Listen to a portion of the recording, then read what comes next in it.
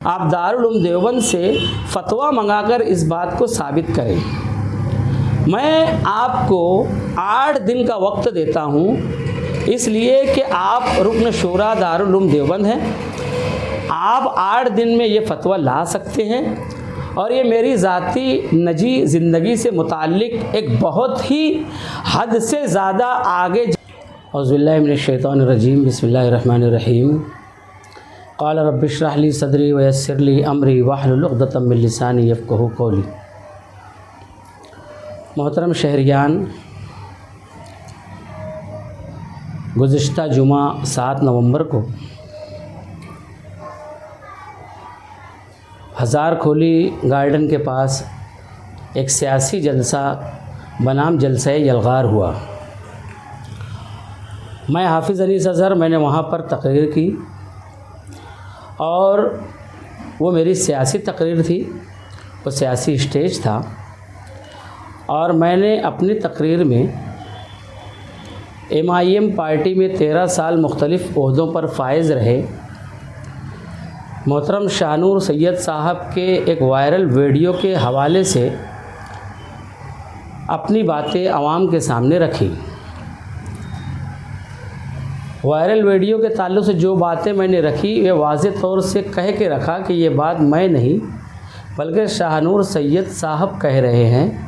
मैं उनकी बात को दोहरा रहा हूँ और मैंने वहाँ पर बहुत वाज़ेह तौर पे इस बात का इजहार किया। दौरान तकरीर मैंने न किसी को महदवी कहा, न किसी को कादियानी कहा, न किसी और इल्ज़ाम का किसी पर कोई और इल्ज़ाम लगाया, बल्कि मैंने तमाम बातें इस तनाजुर में कही कि शाहनूर सैयद साहब अपने वीडियो में MIM पार्टी के ताल्लुक़ से ऐसा कह रहे हैं जिसकी तहकीक होनी चाहिए। मैंने किसी पर कोई हतमी इल्ज़ाम नहीं लगाया, किसी पर कोई टैग नहीं लगाया और कोई मुतलक बात नहीं कही। तकरीर के बाद कुछ लोग अपने सियासी मफाद के लिए कुछ लोगों ने मेरी तकरीर को हवा बनाने की कोशिश की और पूरे शहर की आवाम को गुमराह करने में लग गए और जो कुछ मैंने नहीं कहा था वो तमाम चीज़ें भी मुझ पर डालने का सिलसिला शुरू हो गया। एक हफ़्ता हो गया, मुख्तलिफ़ लोग मुख्तलिफ़ तरीके से मुझे निशाना बनाकर सोशल मीडिया पर तूफ़ान बर्पा किए रहे, मगर चूँकि मैंने जिन लोगों के ताल्लुक़ से अपनी तकरीर में बातें कही थीं, मैं ये चाहता था कि अगर वो कुछ बात कहते हैं, मेरी तकरीर पर कोई रद्द अमल देते हैं तो ही मैं उसका जवाब दूंगा, वरना किसी और के लेफ़्ट राइट करने पर मैं कोई भी रिएक्शन नहीं दूंगा। और यही उसूल भी है। वो मेरी सियासी तकरीर थी और ये जो मैं बयान दे रहा हूँ ये मेरा मजहबी तनाजुर में बयान है, इसलिए कि उसके बाद मामला संजीदगी इख्तियार कर गया। मुफ्ती साहब तशरीफ़ लाए और जुमेरात के दिन जामे मस्जिद के मिंबर से किसी सवाल करने वाले ने जब उनसे सवाल किया तो उन्होंने एक मसला बयान किया मेरी तकरीर के तनाजुर में और मेरे ऊपर इशारे और किनाए में खारिज इस्लाम होने का हुक्म लगाने की मुफ्ती साहब ने गुफ्तगू की, मेरा नाम लिए बग़ैर। उसके बाद उनका जानने मानने वाला एक यूट्यूबर, उसने उस बात को मेरे नाम से एक यूट्यूब बनाकर चलाया कि हाफिज़ अनीस अज़हर की बीवी का निकाह उनसे टूट गया है, क्या हाफिज़ अनीस अज़हर इस्लाम से ख़ारिज हो गए हैं और क्या उनको तजदीद निकाह और तजदीद ईमान करना होगा। ऐसी बातें उसने चलाई। यहाँ तक कोई बात नहीं थी, इसलिए कि वो एक जाहिल शख्स है और मुफ्ती साहब का मैंने समझा कि शायद उसने मतलब समझा नहीं है, क्योंकि मुफ्ती साहब ने मेरा नाम नहीं लिया और उसने इस अमल का इर्तिकाब किया है। तब भी मैंने कोई रद्द अमल देना मुनासिब नहीं समझा। मगर जुमा के दिन दिलावर हाल में मुफ्ती मोहम्मद इस्माइल साहब ने तकरीर करते हुए मेरा नाम लिए बगैर मेरी तकरीर के मौजू पर जब आए तो उन्होंने मेरे ताल्लुक़ से कहा कि उन्होंने फ़लाँ फ़लाँ शख्स पर कादियानी होने का इल्ज़ाम लगाया है, जो कि गलत है। मेरे वीडियो में आप तलाश करेंगे तो जो मुफ्ती साहब ने कहकर मेरे ऊपर ये फ़तवा लगाया है, मेरे वीडियो में ऐसी कोई बात नहीं है। ये बात झूठ है और मेरे ऊपर इल्ज़ाम है कि मैंने फ़लाँ शख्स को कादियानी कहा या फ़लाँ शख्स को महदवी कहा। मैंने किसी के ऊपर कोई इल्ज़ाम नहीं लगाया। मैं फिर एक मरतबा कहना चाहता हूँ। और उसके बाद उन्होंने कहा कि उन्हें, मेरा नाम लिए बग़ैर उन्होंने कहा कि उन्हें तजदीद ईमान करना होगा और तजदीद निकाह करना होगा। अब सवाल ये है, मेरा मुफ्ती साहब से सवाल है कि आप इस बात की वजाहत करें कि आपने मज़कूरा बाला बातें मेरे बारे में कही हैं या किसी और के बारे में कही हैं। पहला सवाल ये है, अगर मेरे बारे में कही है या नहीं कही, आप वजाहत नहीं करते तो फिर यही माना जाएगा कि आपने मज़कूरा बाला बातें मेरे बारे में ही कही हैं।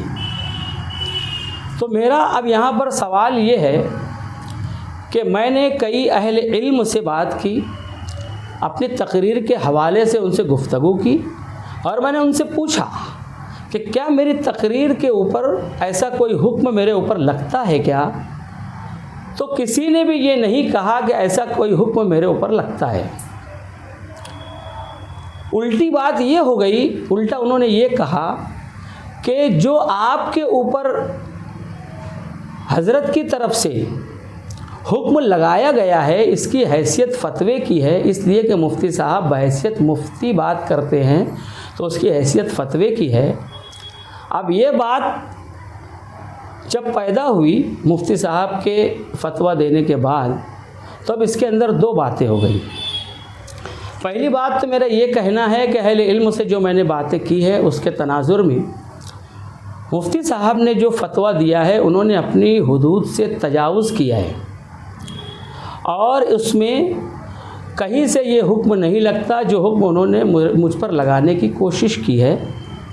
तो मैं मुफ्ती साहब से गुजारिश करूँगा कि आप इंसानियत के नाते, मैं एक मौका दे रहा हूँ कि आप 24 घंटे के अंदर अंदर अपने फ़तवे से रुजू कर लें जो हुदूद शरई हुदूद से तजावुज़ है और उसकी वजाहत अवामी सतह पर वैसे ही कर दे जैसे आपने तकरीर में मेरे ऊपर फ़तवा लगाया है।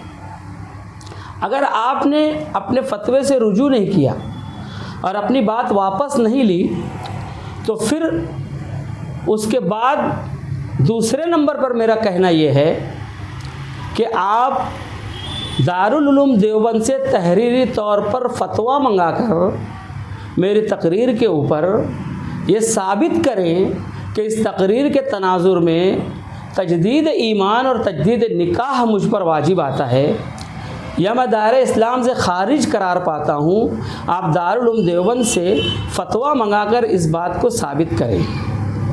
मैं आपको 8 दिन का वक्त देता हूँ, इसलिए कि आप रुकन शूरा दारुल उलूम देवबंद हैं।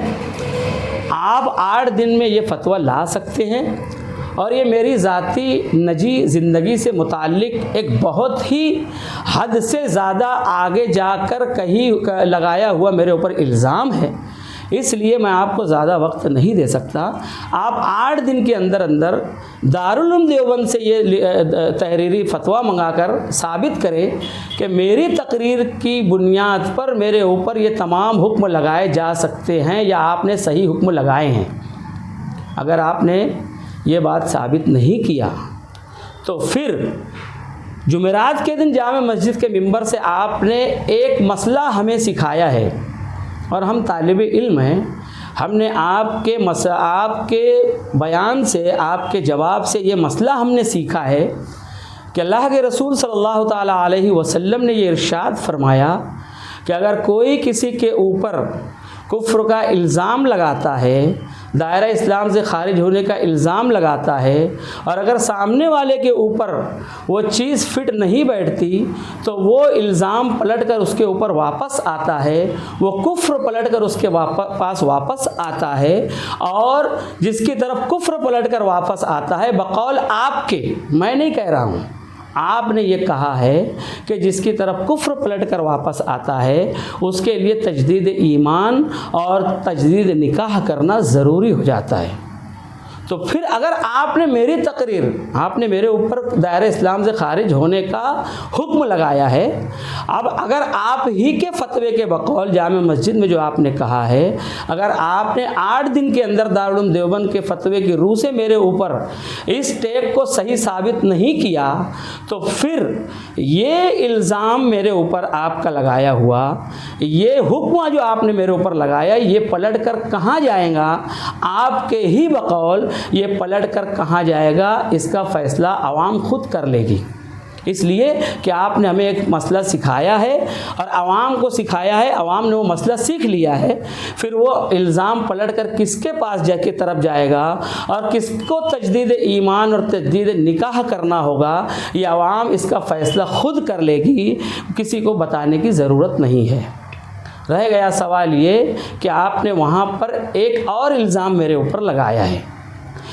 आपने जो इल्ज़ाम फला चौक के बारे में मेरे ऊपर लगाया है, उसके बारे में आप बखूबी जानते हैं कि उसकी सच्चाई क्या है, वो सही है या झूठ है। इससे पहले भी ये बात हो चुकी है। आप उसके बारे में 2 शरई गवाह तैयार रखें, इसलिए कि आगे इस पर इंशाअल्लाह ज़रूर मैं बात करूँगा, इसलिए कि बात निकलेगी तो फिर दूर तलक जाएगी।